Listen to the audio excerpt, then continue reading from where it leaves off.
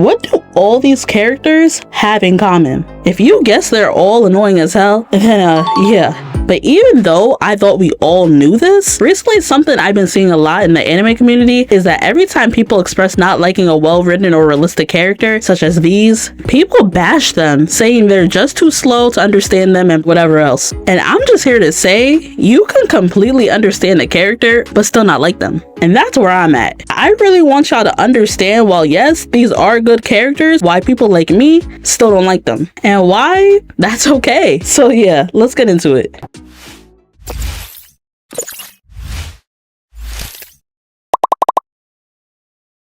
Just like I was saying, people would do this with just about anything. Cause say you don't like a song from a rapper who's known for being lyrical, they'll automatically pull the, oh, you just don't understand card. Meanwhile, did you ever think maybe the song is just ass? And it's basically the same thing going on here. All the characters I'm discussing today have undergone great character development. I can acknowledge that. But does that mean people have to like these characters? No. It's bad enough when you don't like someone, every little thing they do starts to bother you. So now you just want people to flip a switch and just start liking them because of some growth? That's not how things work. And to be honest, a lot of the times we're not even supposed to be liking certain characters anyways. So I don't know why people get so bothered when the author evokes the exact feeling he or she was going for writing them. Anyways, today we're going to be talking about the good, the bad, and the ugly with these characters. And with our first one, we're starting off strong. We got Gabi Braun from Attack on Titan. Not gonna lie, she's the biggest example of what I was talking about. Constantly over the years, I have seen people say all types of shit to defend her.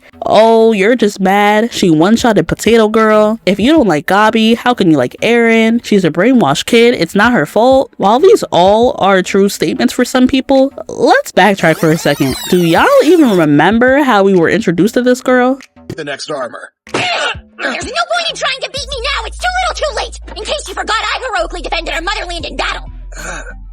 The difference between me and the three of you is that I'm prepared to shoulder the fate of us Eldians and purge that island of devils who've only made us suffer.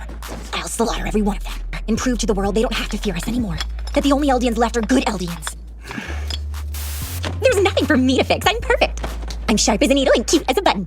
Are you sure you're not a devil? She was immediately cocky, doing too much, and spewing self-hatred nonsense. Now, the good Eldians and the island devil terms used to kill me though. Like, girl, the only difference between you and them is you were born off the island, and you're fighting for the ops. But one little injection, and y'all all turning into titans at the end of the day, buddy. Anyways, my point is, even before the Sasha thing, she was already unlikable. But her taking out Sasha just solidified things for a lot of fans. As for me though, I know this is probably an unpopular opinion, but I don't even fault her for the Sasha thing. We already saw how she felt about Paradise Eldians before they actually did anything to her. But then, two of her mans die due to the quote-unquote island devils pulling up the way they did. I can't really be mad at her for trying and successfully getting back right there and then. It just sucks that it ended up being on such a beloved character. So when people used to tell me I just don't like Gabi just because she off to Sasha, it used to trigger me. Cause can't lie, her doing that was the least of my issues with the girl. My main thing with her was how hard she used to go for Marley even though she knows she's being used, and also being such a stubborn racist. It also didn't help the fact that Falco was right beside her, same age and all, displaying way more maturity and understanding towards the Paradise Eldians. But if we're being fair, he does have a restorationist in his family, so that could have contributed to him being so open-minded with everything. But just based off his character alone, I overall do think Falco would be more empathetic than Gabi even without that. But it is still something to keep in mind. Gabi does eventually come around realizing there are no devils, but I already couldn't stand her by that point. So yeah, y'all, realistic character for sure. Brainwashed kid conditioned for war who was constantly fed propaganda. But must we like her though? No. Moving on, we got Shinji from Evangelion, who really might be one of, if not the most realistic anime protagonist. But I can't stand him. Trust me though, I get it. Shinji is written as a broken 14-year-old thrown into a world that doesn't really care about any of that. He's obviously depressed, suffers from anxiety, has daddy issues, and lots more. So Shinji's situation is uncomfortably real. No fancy power-ups, he's not your typical hero, just a traumatized kid being blackmailed into fighting in this robot while everyone around him is going through it either just as bad or worse. But while all that is true, I can't ignore scenes like this. This is it, Shinji. Do you want to run away or do you want to pilot the Eva? If you sit there and do nothing, then you're already dead. Come on, get up! Move it! I want to die. Just leave me here. Stop talking like a stubborn little brat! Like it or not, you're still alive. Get moving and do something. You can die later. Bro, niggas are not trying to do all this every trip. Get in the robot. And I already know what y'all are gonna say. He's 14, what do I really want from him? I'm sorry, but being 14 is not making the way he was moving any less annoying to watch. Not to mention all the times people die because of him. Yeah, to this day, there's not too many pro tags up there who annoyed me as much as him. He also rubbed me the wrong way because while always acting so scared and innocent, he pulls shit like the hospital scene, which I won't fully get into again. But before I know, I said I'm not a guy, so maybe something's just not clicking to me with him in regards to that, because I've seen people call that scene relatable as well. But to be honest, I don't care what he's going through, he's always gonna be a weirdo for that to me. So yeah, Shinji is super realistic, but realism doesn't automatically make a character likable. Shinji is relatable, but not admirable. Another brilliant character, but does that mean I enjoyed watching him? Nah, but I don't know. Y'all let me know if you think I'm dragging it with him.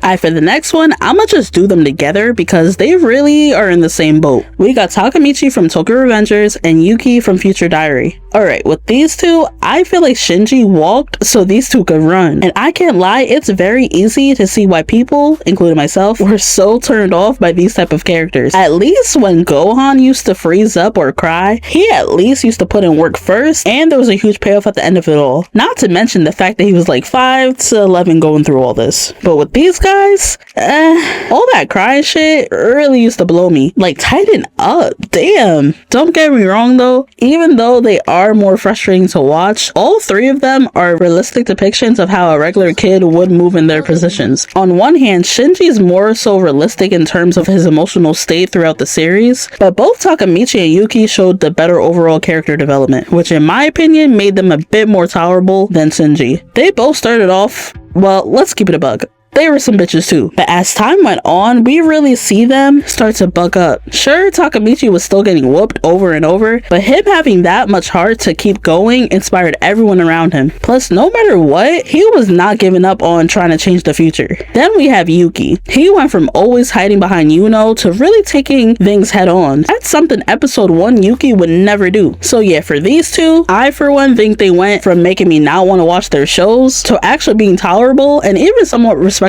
as the story progressed. They really showed us that emotional endurance, not just physical power, is what shapes a true protagonist. But hey, if you still don't like them due to, you know, just not liking the weak protagonist trope, that's perfectly okay too. Finally, last but not least, we got Mika Shimotsuki from Psycho-Pass. Off the get-go, just like Gabi, she was extremely unlikable. She showed multiple times to have no compassion towards victims, really thought she knew it all when she didn't, and just being on Sybil's dick way too much. Also, she's literally a hater, and I hate a hating ass bitch. She stayed preying on my girl Akane's downfall the entire second season. Don't get me wrong, I had my own issues with Akane too, but for entirely different reasons. Like the being too nice and copying it multiple times really started to piss me off. But I eventually did warm up to her when she actually did start standing on business with Sybil. Then when it became clear what she was trying to do by fixing the system from within, we were good. So at the point where Akane became the most likable, that's the Akane Mika decided to have a problem with, which is crazy. I get it though, Mika is supposed to represent how most of society sees Sybil.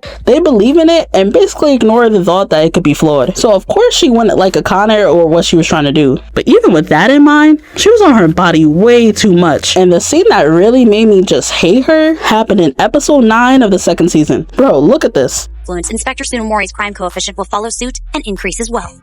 However, Inspector Tsunomori does not seem to care, nor will she listen to others' advice. This is a serious situation. Many inspectors and enforcers have already died or suffered injury as a result of Inspector Tsunomori's bad decision-making. Commonly, the MWPSB faces an existential risk.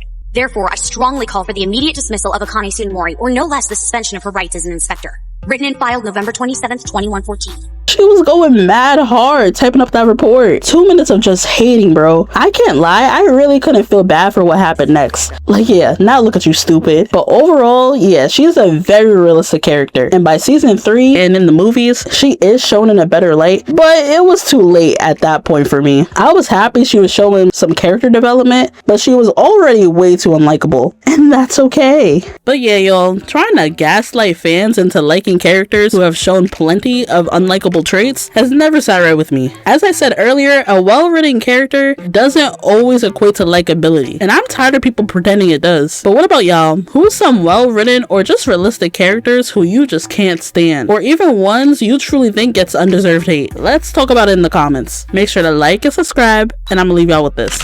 Listen, I don't know why people be all like, oh, Gabi is misunderstood. Gabi is misunderstood. I still don't like the bitch. Now what? Now what the fuck you gotta say about that, huh? I don't like the bitch. I don't like what she did. This is the first time in my life that I've been provoked to hit a woman.